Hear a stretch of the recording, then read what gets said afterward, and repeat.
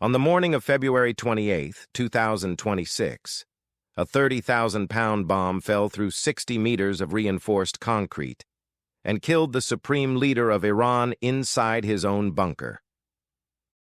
The most powerful air campaign since World War II had just achieved in a single night what decades of sanctions and diplomacy could not. So the world asked one question. If America could do that from the sky, why didn't it just finish the job on the ground? The answer is not about political will. It is not about public opinion, or budget limits, or lack of courage. The answer is older than the United States itself. It is carved into mountains, baked into desert salt flats, and written in the blood of every empire, from Alexander the Great to the Soviet Union, that looked at this land and believed it could be held. None of them were right, and neither would America be. This is the geography of defeat. After Operation Epic Fury, a lot of people asked the same question. Why didn't the U.S. just roll tanks into Tehran, plant a flag, and call it done? Here is the honest answer. The United States can destroy Iran from 30,000 feet. It can blind its radars, collapse its power grid, and kill its supreme leader in a hardened bunker buried underground. But it cannot conquer Iran. Not on the ground, not now, not ever, without a cost so catastrophic that no democracy could survive it politically. This is not weakness. This is arithmetic. Look at Iran on a map, and really look at it. This is not Iraq. Iraq is flat, open desert, wide rivers, predictable terrain.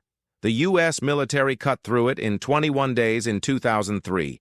Iran is something else entirely. Iran is larger than France, Germany, and the United Kingdom combined. 636,000 square miles of the most tactically unforgiving terrain on Earth. To the west, the Zagros Mountains, a wall of jagged peaks stretching 1,500 kilometers from the Turkish border to the Persian Gulf.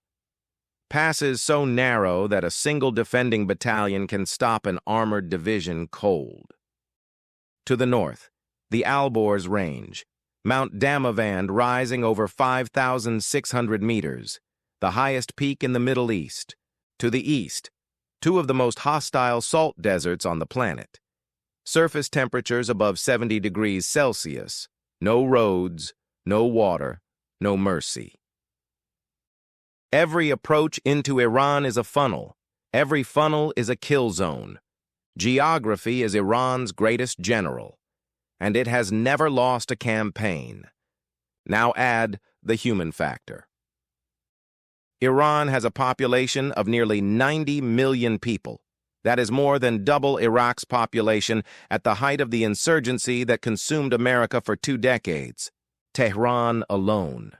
15 million people, built across a series of mountain valleys at altitude, with a dense urban core, underground infrastructure, and a population that, whatever it thinks of the Islamic Republic, would not welcome foreign soldiers in its streets. Urban warfare is the most brutal, casualty-intensive form of combat in existence. Fallujah, Mosul, Mariupol. Every major city battle in modern history has destroyed attacking forces at a rate that makes planners go pale.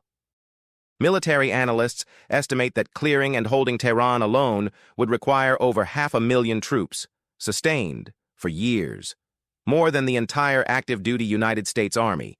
And that is just one city. The Islamic Revolutionary Guard Corps was not designed to beat America in a conventional battle.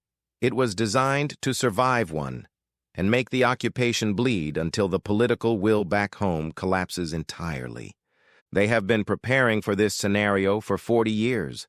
The Pentagon knows all of this, every line of it.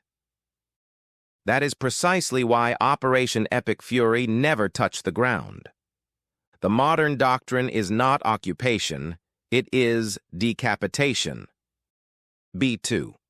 Spirit stealth bombers flying from Diego Garcia, 12,000 miles away, carrying bunker-busting munitions that penetrate 60 meters of reinforced concrete before detonating. cyber warfare units disabling power grids, ventilation systems, and command networks, hours before the first physical strike lands. Precision weapons striking 24 of Iran's 31 provinces in the first 24 hours, not to take territory, but to erase the state's capacity to wage war. No boots on the ground, no occupation force, no supply chain stretched across mountain passes that insurgents can cut at will. You do not need to hold a country to paralyze it. You need to destroy what makes it dangerous. And leave. That is the lesson of February 28, 2026. The most powerful military in human history is most powerful, precisely when it doesn't have to stay. But here is the thought that should sit with you. Operation Epic Fury achieved its military objectives. The nuclear program, gone. The supreme leader, gone. The missile infrastructure, dismantled. And yet, Iran still exists. 90 million people still live there. The mountains still stand. The insurgent networks are still intact. The ideology that built the Islamic Republic did not die with its leadership. Every empire that has ever touched this land, from Alexander the Great to the British Empire, has learned the same lesson eventually. You can win in the sky above Iran. You can win in the digital space around it. But the land belongs to the people who have always lived on it. And no amount of firepower has ever changed that.